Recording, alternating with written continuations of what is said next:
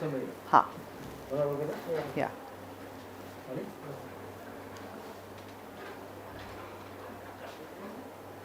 Good to see you ma'am. Hi दूसरी बार big boss में तीसरी बार तीसरी बार बहुत कम लोग होते हैं जो इतना ज्यादा वक्त, और आप तीसरी बार भी गए। हाँ सबसे पहले जानना चाहूंगा कैसा कौन सा यादगार एक्सपीरियंस रहा इस सीजन में जी? इस सीजन में बहुत सारे यादगार एक्सपीरियंसेस रहे हैं, लेकिन कुछ दिखाई नहीं दिए, दे वर नॉट शोन।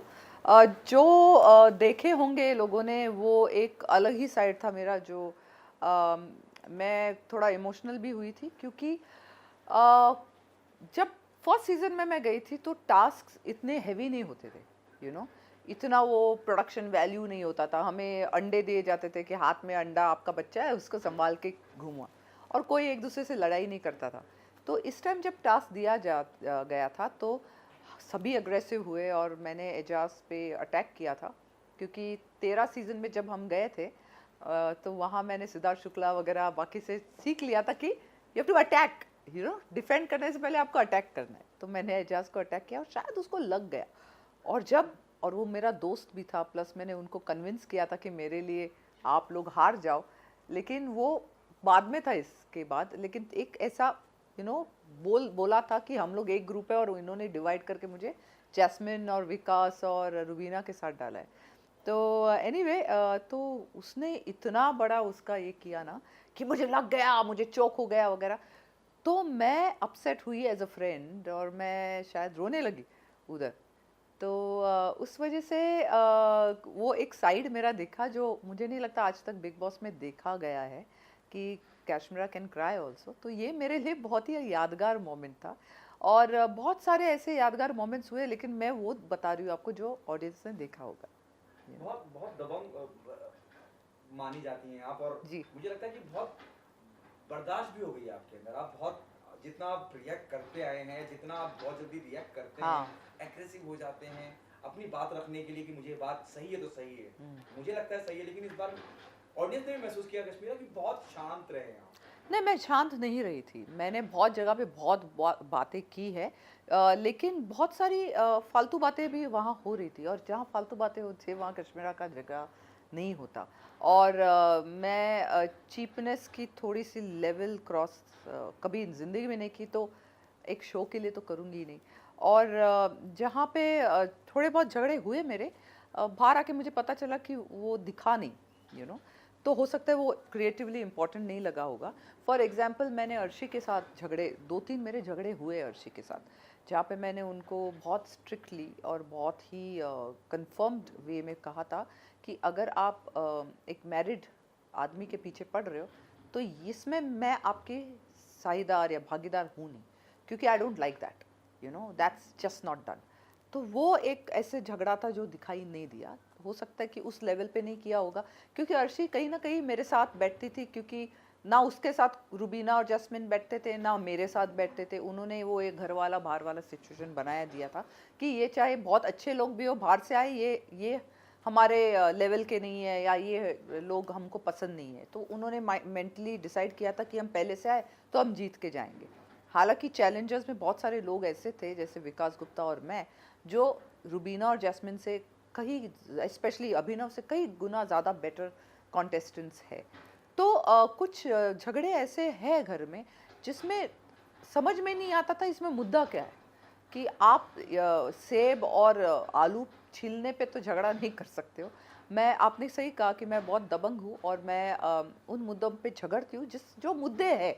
जैसे उम्र का लिहाज का मुद्दा था, या राखी तेरा तो इस यहाँ पे सबने इज्जत लूटी है, जो निकी ने बोला वो मुद्दा था, उसमें मैं लड़ी हूँ, उसमें मैंने अपने आवाज़ उठाए, उसमें मैंने स्टैंड लिया। These are not things that you expect a woman to say to another woman.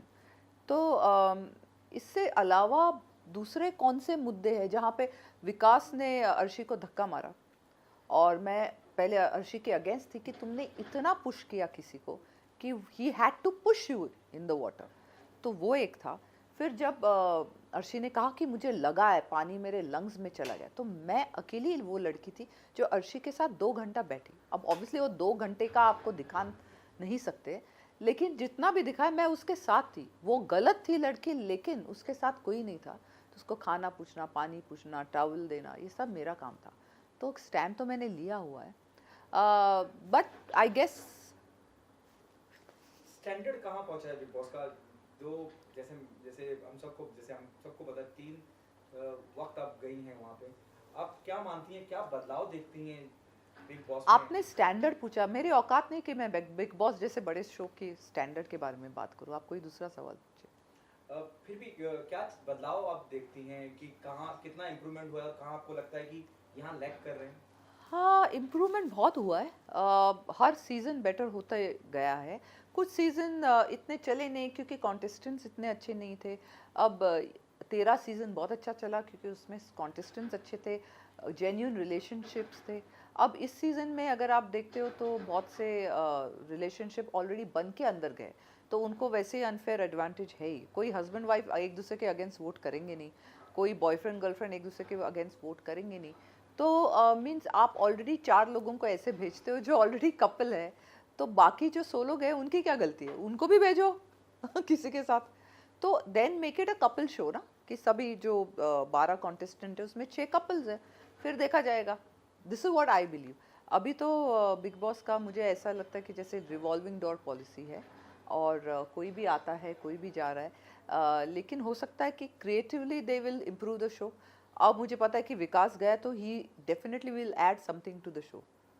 आपको क्या लगता है कि कौन इस बिग बॉस विनर का दावेदार आपको नजर आता है कि इसमें वो पोटेंशियल है? और पुराने लोगों में से कोई नहीं, एक में भी हिम्मत नहीं है कि वो खड़े रहकर बोले कि ये गलत है ये सही है। जैसे जैस्मिन को मैंने बहुत बार सुना है, मेरे साथ भी उसने यही किया।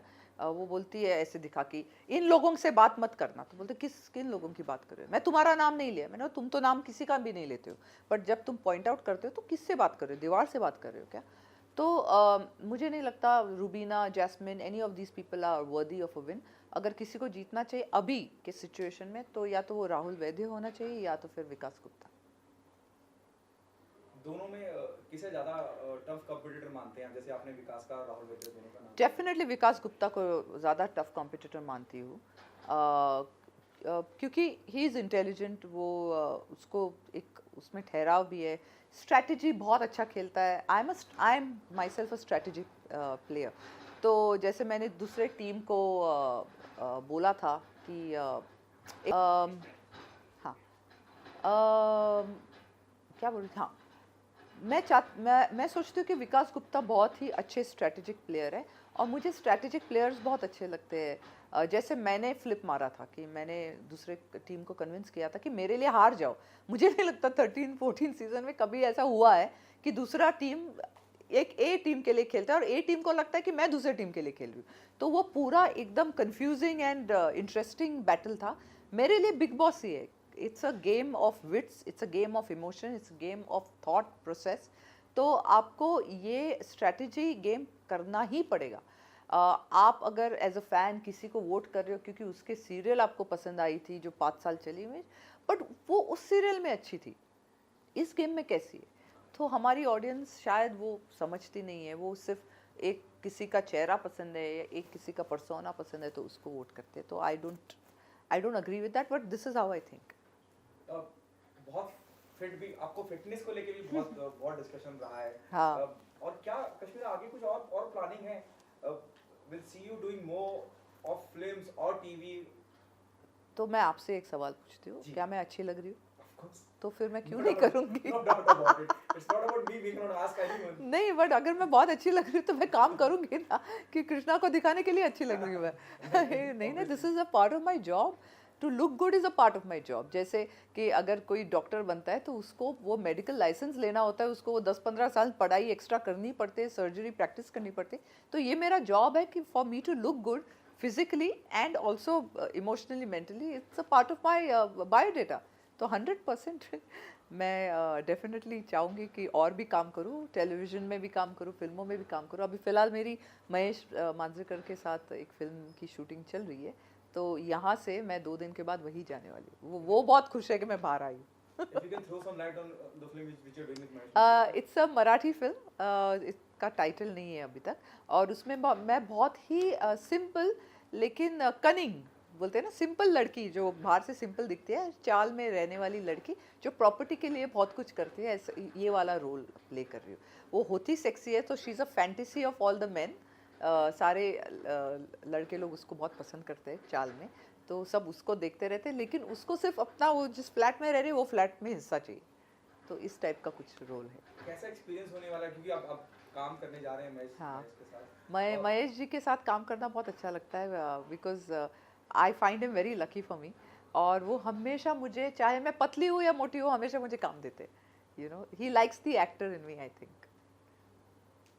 कुछ रेफरेंसेस लिए हैं आपने, क्योंकि जैसे आपने कहा कि मराठी लड़की का किरदार निभाने हाँ जा हाँ, रही है, और एक वो लड़की जिसको उस जायदाद की बड़ी चिंता है और उसके लिए वो सारे राइट राइट हथकंडे अपनाती है। राइट। तो कुछ क्या, रेफरेंसेस लिए हैं आपने कि नहीं नहीं नहीं, मीन्स क्या रेफरेंसेस लेना है, एक्टर को क्या रेफरेंसेस लगते हैं। मीन्स साड़ी का लुक है, सिंपल लुक है, नो मेकअप लुक है, हेयर मेकअप कुछ नहीं है उसमें, लेकिन एक बहुत ही अच्छे परफॉर्मर का लुक है। तो I am looking forward to it. Thank you so